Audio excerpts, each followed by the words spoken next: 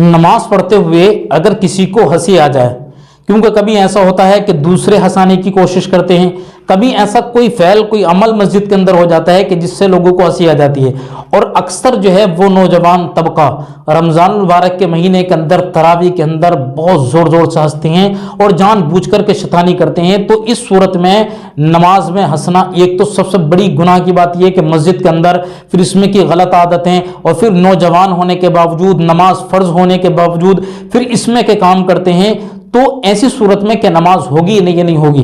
तो इसको मुफ्ती अमजद अली खान आज़मी साहिब बहार शरीयत जो हैं वो उसकी 3 वजह बयान फरमाते हैं। ठीक है, इस पर ध्यान से अमल करें आने वाले रमज़ान में, कि ध्यान रखें इस चीज़ का, वरना नमाज नहीं होगी आपकी।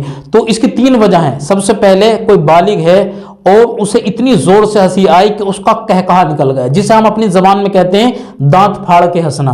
ठीक है, कहकहा लग गया, दूसरों ने भी सुना, खुद ने भी सुना, तो इससे नमाज भी खत्म हो गई उसकी और वुजू भी खत्म हो गया।